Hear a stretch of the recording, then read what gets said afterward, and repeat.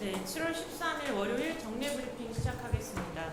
장관과 차관께서는 내부 직무 중입니다. 오늘 제공해드릴 자료는 두 건입니다.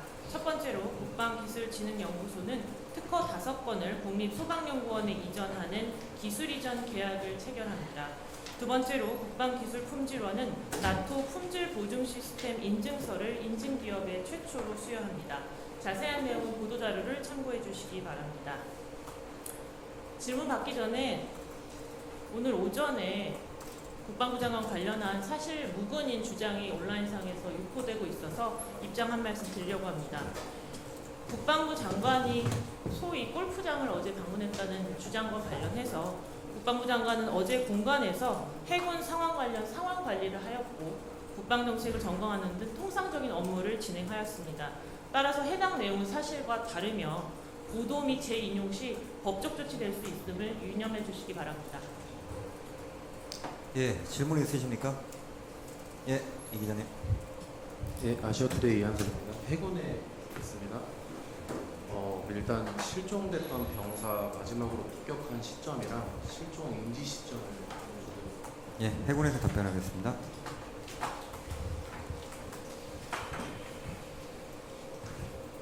네, 해군 공부과장 오세성 대령입니다.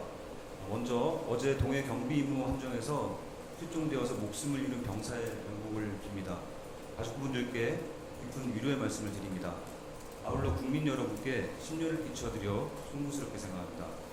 해군은 실종사고 확인 후 다양한 합동 전력을 최대한 투입해 수색하였으며 오늘 오전 5시 58분경 실종 병사를 거진 동방 52km 해상에서 고속정이 발견했습니다.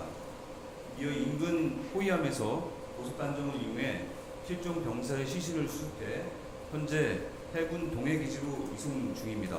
오늘 오전 중 입항할 예정입니다. 사고 함정은 오늘 8시경 해군 동해기지에 입항하였으며 정확한 사고 경위와 사망 원인에 대해서는 민간 경찰과 군 수사기관이 합동으로 수사할 예정입니다. 아까 말씀하신 실종 시점은 현재 특정하기가 좀 힘듭니다. 그래서 정확한 그 경위를 수사기관에서 조사할 예정입니다. 네, 그 보도 나온 거 보면 그 새벽 2시에 순찰 당직자가 마지막으로 목격했다고 하고 군이 인지한 거는 아침 8시 당직자 집합 때 인지를 했다고 들었는데 그 6시간 동안 병사 소재 파악이 안 됐던 게 궁금하고 불침번이라고 해야 될까요? 그 순찰 근무자가 수시로 벽실에 들어가서 인원을 파악하지 않는 거 조금 이제 이 일반적인 그 지상군하고 해군 함정은 조금 차이가 있습니다. 해군 함정은 격실이 굉장히 많고 그 각 격실별로 나눠져 있어서 숙면을 취하기 때문에 이 순찰 당직자는 그 인원을 세는 것이 아니라 각 함정에 어떤 위험 개수가 있는지 이런 것을 확인하지 사람을 확인하지는 않습니다. 다만 해군 함정 당직자에 대해서는 이제 인원을 확인을 하고요. 그 다음에 아침이 되면은 전체 인원을 이제 파악을 합니다. 그래서 이제 아침 7시 45분경에 이 사망 병사가 당직을 서야 되는데 오지 않아서 이제 이 실종 사실을 확인하게 된 겁니다.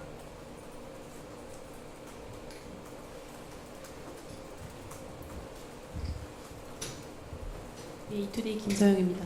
그러면 그 2시에 마지막으로 12시에서 2시 사이에 목격됐다고 했을 때 그 당시는 그 당직이나 뭐 이런 근무를 서야 되는 시간은 아니었던 거죠? 그 원래는 취침을 해야 됐었어야 되는 시간이었던 건가요? 어제 발표한 것과 저희가 이제 어제 발표할 때는 이제 초동 어느 정도 그 배 확인을 해서 이렇게 말씀을 드렸던 건데 추가로 어제 야간 중에 확인한 것은 이 순찰 당직자는 말씀드린 대로 배를 이렇게 순찰을 하는데 시간은 02시라고 확정이 조금 힘들다는 진술을 받았습니다.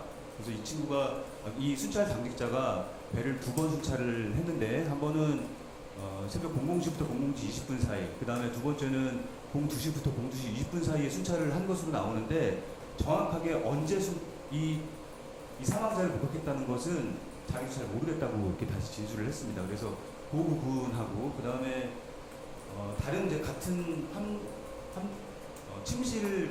같은 침실을 사용하는 승조원이 00시 한 15분 정확하지는 않습니다. 00시 한 15분경에 체육복을 입고 침실에서 나가는 장면을 목격했다고 하는데 지금 두 가지 진술을 저희가 이제 받았고요. 나머지 부분은 이제 정확하지 않기 때문에 이 부분은 수사를 하면서 밝힐 예정입니다.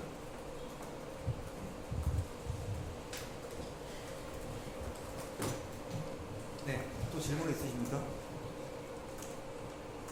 네, 정 기자님. 채널A 정민영입니다. 장관님 근무 이탈 의혹 관련해서 질문드리는데요. 지난번에 1985년 상반기 대학을 다니는 사진 자료나 이런 거 검토를 하신다고 하셨는데 혹시 좀 질문 상황이 있을까요? 저희가 검토한다고 한 적이 없는 걸로 제가 기억을 하는데 사진에 대해서 질문을 드렸을 때 그런 검토를 해야겠다고 말씀하신 거예요. 필요한 자료를 공개하는 방안은 뭐 아직 결정되지 않았고요. 저희가 여러 차례 설명드렸듯이 국방부 장관은 정상적으로 공유를 완료했고 해당 내용에 대해서는 명백히 허위라는 입장입니다. 그럼 자료 공개 자체는 추가 계획은 아직까지는 없는 건가요? 네, 없습니다. 그리고 추가로 그 국방부 설명이랑 좀 장관님 말씀을 토대로 하면 소집 해제 후에 추가 공부를 하고 또 재차 소집 해제가 이루어진 건데 그러면 그 날짜에 대한 기록이 다 있을 거잖아요. 인사 명령이 내려졌을 거고 병적 기록에 다 기재가 돼 있을 건데 그런데 이 횟수들이 다 기재가 돼 있는 건지 아니면 최초 소집한 날짜와 최종적으로 소집 해제 일자만 기록되어 있는 건지 다시 질문해 주시겠습니까?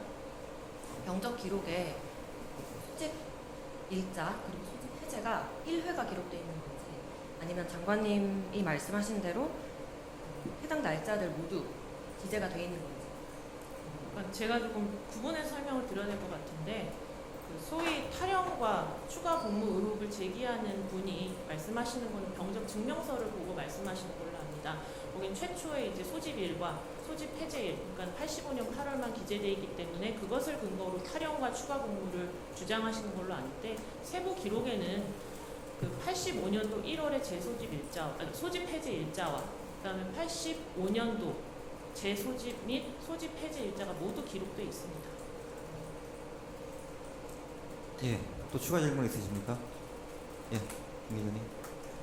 예, 저 이투데이 김서영입니다. 현안은 아니고요. 징계 관련된 질문인데 그 강동길 전 해군 참모총장이랑 이승호 전 작전본부장께서 올 2월과 3월에 그 계엄 관련된 사안으로 각각 이제 징계 처분을 받으셨는데 이달 초에 그 종합특검에서 이분들에 대해서는 이제 무혐의 처분으로 혐의 없음으로 불기소 이제 내리셨습니다. 그리고 이제 이분들 같은 경우에는 계엄을 이제 제지했다라는 이유로 이제 진정한 뭐 영웅이라는 표현까지 쓰기도 하셨는데요.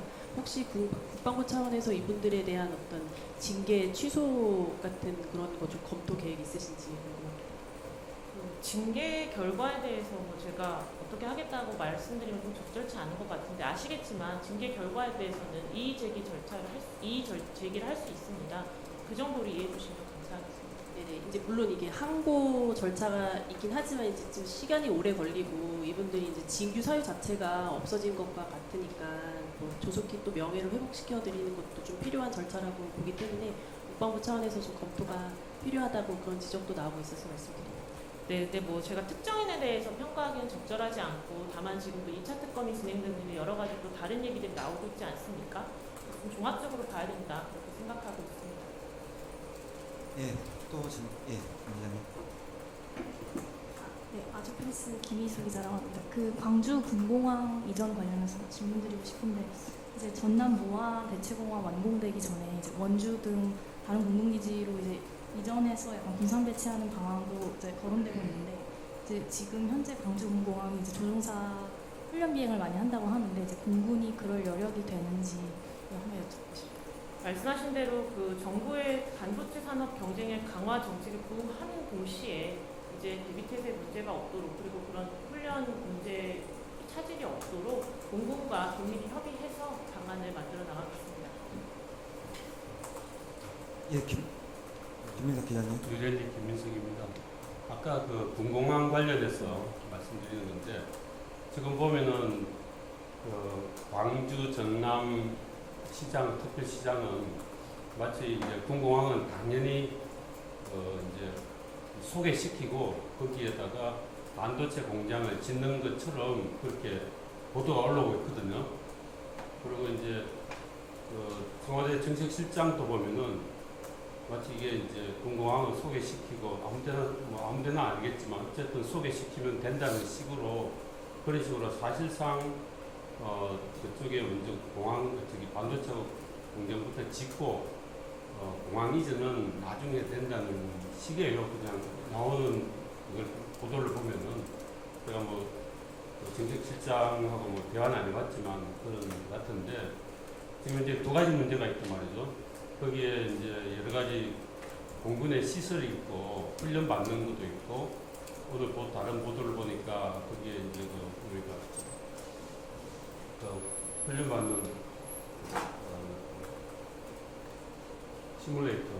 시뮬레이터도 있는데 굉장히 그거는 잘 정비를 해야 하는 그런 상황도 되고 또 하나는 이제 미군이 이제 군산이나 뭐 이런 데 있는 또 미군들이 추가로 한반도에 정원이 되면은 그러면 이제 5개 군공항으로 이렇게 소개해서 이제 거기서 배치가 된다고 하는데 그 문제는 미군하고 주한미군과 협의가 됐는지 협의하기 전에 정부가 먼저 그런 말을 하는 건지 이런 거 좀 답변해 주시면 좋겠고요.